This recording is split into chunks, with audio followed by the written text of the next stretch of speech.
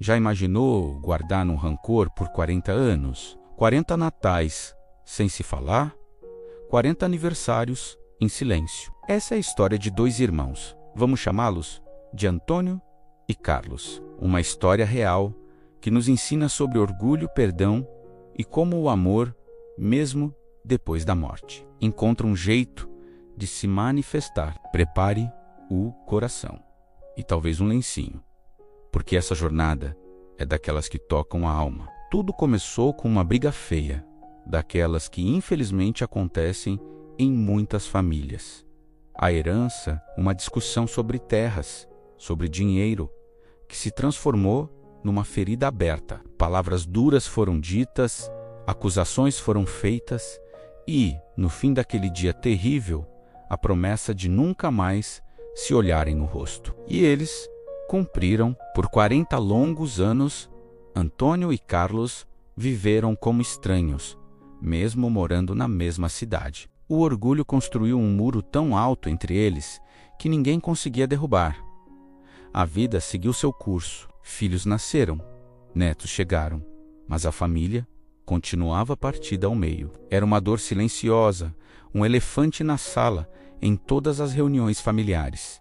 De um lado, a família de Antônio, do outro, a de Carlos. As novas gerações cresceram ouvindo histórias fragmentadas, sentindo o peso de um conflito que não era delas, mas que as afetava profundamente. O tempo, que dizem curar tudo, para eles, só solidificou o ressentimento. Era como uma pedra no coração de cada um. Então, a vida, com sua forma implacável de nos ensinar, trouxe uma notícia avassaladora. Carlos, o irmão mais novo, foi diagnosticado com uma doença terminal. Os meses foram passando e a saúde dele foi se deteriorando rapidamente. No seu leito, a fraqueza do corpo começou a quebrar a armadura do orgulho. Ele olhava para sua esposa e filhos, e a única coisa que conseguia pensar era em Antônio. O arrependimento batia forte. Ele precisava pedir perdão. Com a ajuda da família, uma tentativa de reconciliação foi feita. A esposa de Carlos ligou para Antônio. A voz dela era trêmula, cheia de esperança e medo. Ela explicou a situação, disse que Carlos estava nos seus últimos dias e que seu único desejo era ver o irmão, era pedir perdão por tudo. Do outro lado da linha, um silêncio pesado. E então, a resposta que ninguém queria ouvir. Não. Antônio foi inflexível. Ele escolheu o caminho dele há 40 anos. Agora é tarde demais. O coração de todos se partiu. O muro de orgulho de Antônio era impenetrável. Poucos dias depois, Carlos partiu. Ele se foi sem o perdão que tanto buscou, deixando para trás uma família em luto e um irmão consumido por um rancor que agora parecia ainda maior. Antônio não foi ao velório, não derramou uma lágrima. Para o mundo, ele era o homem de coração de pedra, mas por dentro, um turbilhão de emoções o consumia. A raiva se misturava com uma ponta de culpa, uma sensação de vazio que ele não sabia nomear. Ele tentava se convencer de que estava certo, de que Carlos merecia aquele desprezo, mas a paz não vinha. Os meses seguintes foram difíceis para Antônio. Ele se tornou um homem mais amargo, mais isolado. A alegria parecia ter fugido de sua vida. Foi então que sua esposa, uma mulher de muita fé e sensibilidade, vendo o sofrimento silencioso do marido, sugeriu que eles procurassem ajuda em um centro espírita. Ela tinha ouvido falar sobre a psicografia, sobre a possibilidade de comunicação com aqueles que já partiram. Antônio, cético e endurecido, riu da ideia. Bobagem, ele disse, mas a semente da curiosidade foi plantada. No fundo, talvez ele buscasse uma resposta, um alívio que não sabia como encontrar. Depois de muita insistência, ele concordou em ir, mais para agradar a esposa do que por acreditar. Chegaram ao centro espírita, um lugar simples, e acolhedor. Durante a sessão, o médium pegou um lápis e um papel. De repente, sua mão começou a se mover com uma velocidade e uma firmeza que não pareciam suas. A caligrafia que surgia no papel era inconfundível. Era a letra de Carlos. Antônio sentiu um arrepio percorrer sua espinha. Aquele garante apressado, aquela forma única de fazer a letra C, não havia dúvida. A carta começava com uma saudação simples. Meu querido irmão Antônio. O coração de Antônio disparou. Ele não conseguia tirar os olhos do papel. A mensagem era direta, cheia de emoção e arrependimento.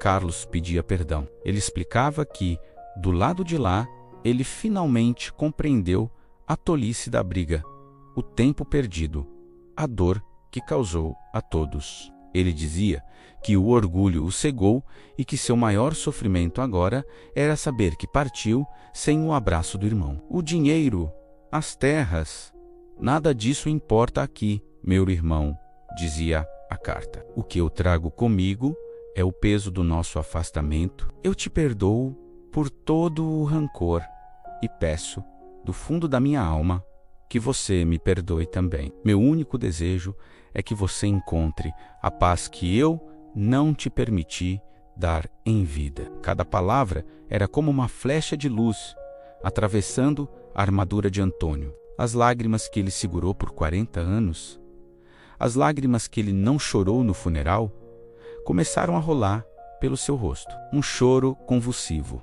um choro de dor, de alívio, de arrependimento. No final da carta, Carlos fazia um pedido.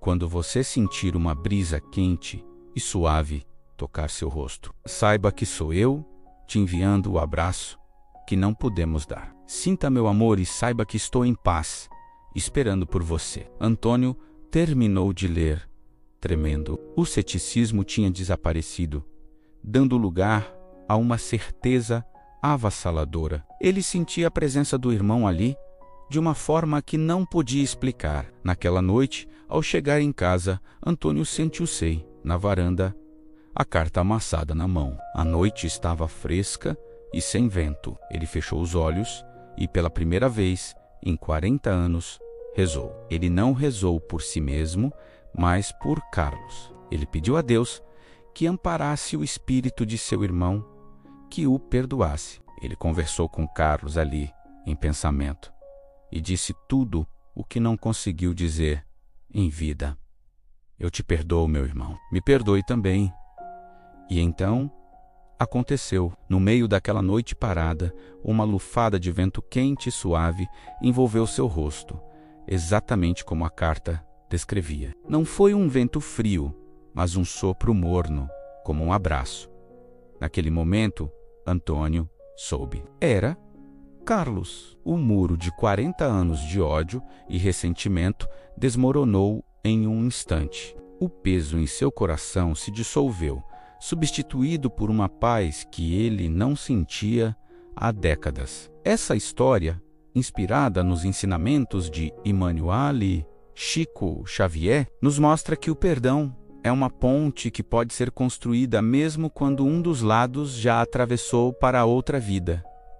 O amor verdadeiro nunca morre. Ele transcende o tempo, o espaço e até mesmo o orgulho. Quantas famílias hoje sofrem com muros parecidos? Quantos ressentimentos estamos carregando sem necessidade? Que a jornada de Antônio e Carlos nos inspire a olhar para nossas próprias vidas.